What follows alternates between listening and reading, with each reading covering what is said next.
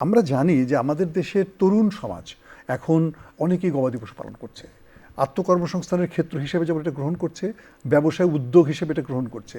কিন্তু এই ব্যবসায় উদ্যোগ গ্রহণ করার জন্য তাদের কয়েকটা জিনিস দরকার, যেমন তাদের প্রশিক্ষণ যেমন দরকার, একই সাথে তাদের কিন্তু ক্যাপিটাল সাপোর্ট দরকার এবং তাদেরকে অনেক রকমের প্রযুক্তি সহায়তা যেমন দেওয়া দরকার। আপনারা আপনাদের সরকারের তরফ থেকে এই তরুণ উদ্যোক্তাদেরকে উৎসাহিত করার জন্য বিশেষ কোনো পরিকল্পনা করছেন কিনা? ইতিমধ্যে কিন্তু পদক্ষেপ গ্রহণ করেছেন মাননীয় প্রধানমন্ত্রী। টাঙ্গাইল থেকে কৃষক কার্ড দিয়েছে। এই খামারিরাও কিন্তু কৃষক কার্ডের আওতায় থাকবে।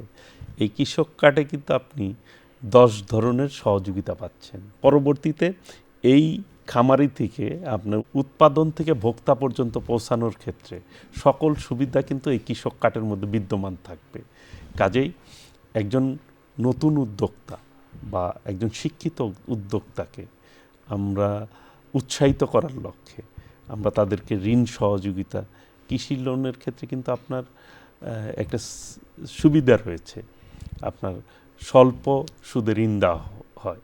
কাজেই এই সুবিধাগুলি যখন এই গবাদি পশুর ক্ষেত্রেও পাবে, তখন কিন্তু দিন দিন উদ্যোক্তার সংখ্যা বাড়বে এবং আমাদের প্রান্তিক যে জনগোষ্ঠী তারা কিন্তু উৎসাহিত হবে।